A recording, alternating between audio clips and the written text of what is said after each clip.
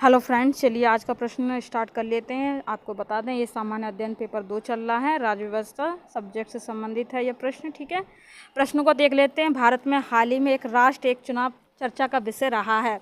ऐसी प्रणाली को लागू करने के संभावित लाभ एवं हानियों पर चर्चा करनी है 250 शब्द में। चलिए स्टार्ट कर लेते हैं। जैसे कि मैंने प्रश्न बोला था, तो आपको प्रश्न लिखना है और प्रश्न का दृष्टिकोण बनाना है, हल करने का दृष्टिकोण। तो चलिए हम लोग देख लेते हैं किस तरीके से हल करना है।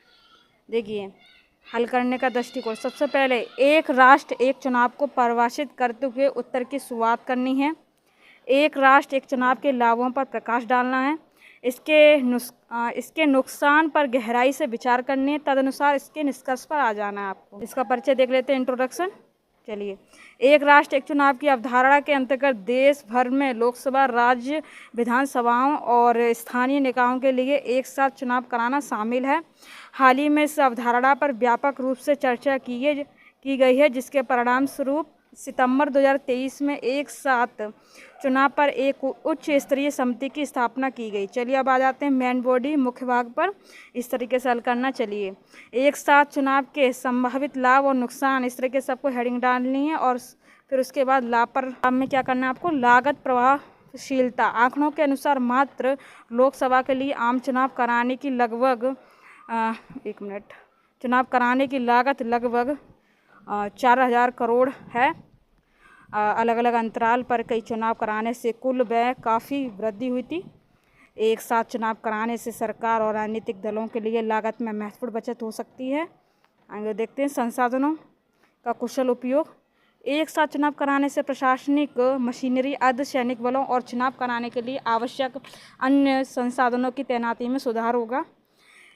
इससे बार बार होने वाले चुनावों के कारण शासन और प्रशासनिक दक्षता में होने वाले व्यवधानों को रोका जा सकेगा। चलिए आगे देख लेते हैं, प्रचार मोड में कमी। इधर देख लेते हैं, वर्तमान प्रणाली के तहत राजनीतिक दल और नेता निरंतर चुनाव होने के कारण निरंतर प्रचार मोड में रहते हैं, जिससे नीति निर्माण तथा शासन में बाधा उत्पन्न होती है। आगे देख लेते हैं, एक साथ चुनाव होने से चुनावी व्यवधानों के बिना अपेक्षाकृत लंबे समय तक स्थिर शासन मिल सकता है। सामाजिक सामंजस्य देख लेते हैं।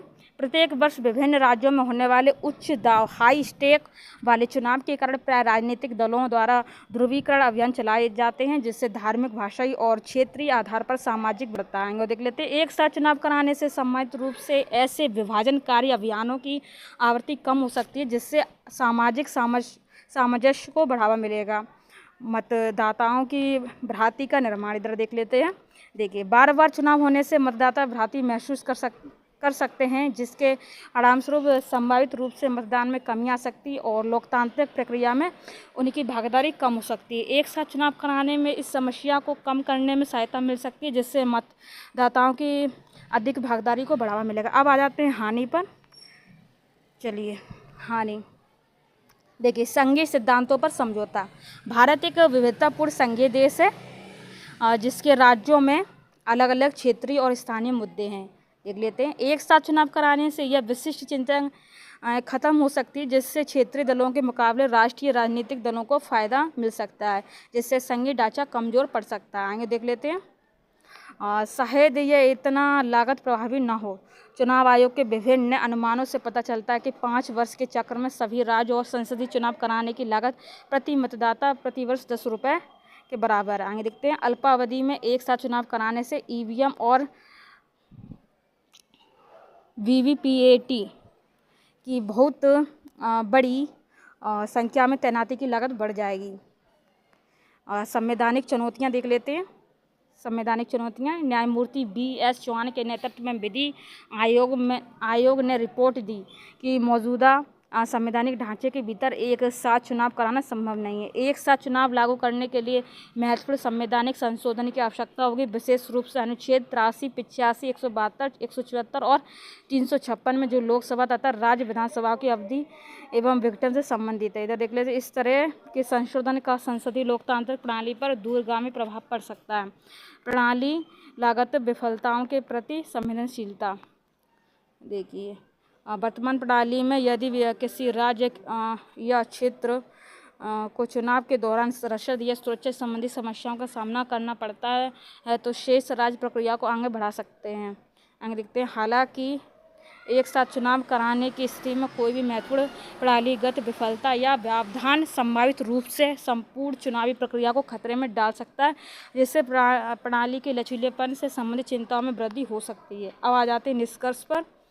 चलिए, एक राष्ट्र एक चुनाव को लागू करने का कोई भी निर्णय सभी हितधारकों के साथ व्यापक परामर्श पर आधारित होना चाहिए ताकि यह सुनिश्चित किया जा सके एक साथ चुनाव के संभावित लाभों को प्राप्त करते हुए संघवाद, लोकतंत्र और संवैधानिक औचित्य के सिद्धांतों को बरकरार रखा जाए। इस तरीके से निष्कर्ष करना है दोस्तों आपको।